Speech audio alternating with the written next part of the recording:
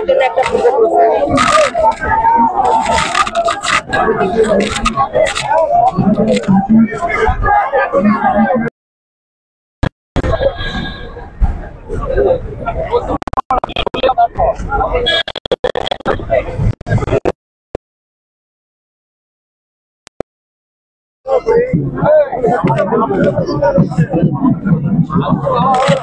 বিদীপ্ত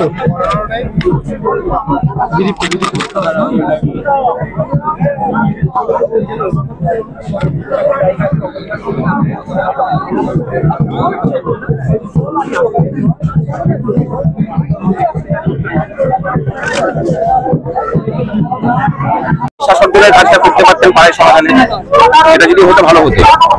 একটা বিষয় হচ্ছে আপনাদের জন্য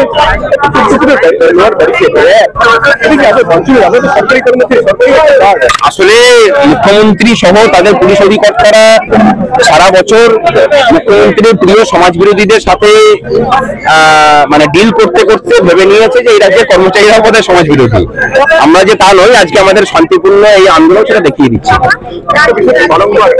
হ্যাঁ, তবে এটাও বলে রাখি যে যদি সরকারি কর্মচারীরা মনে করতো ব্যারিকেড ভাঙা, সেই ব্যারিকেড ভাঙার ক্ষমতা আমাদের আছে।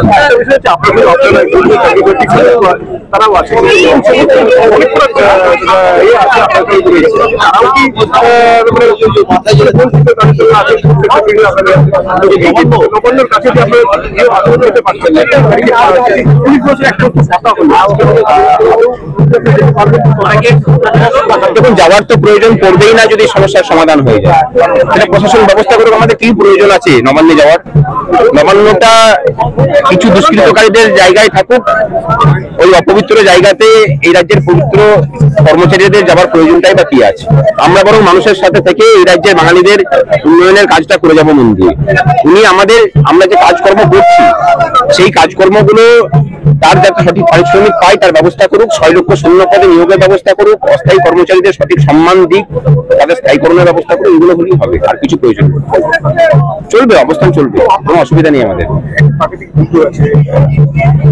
অসুবিধা কি আছে? প্রকৃতিকে নিয়েই তো আমরা বাঁচি, আমরা তো আর এসি করে থাকার লোকজন নই। একদম বুঝছি না এখান থেকে।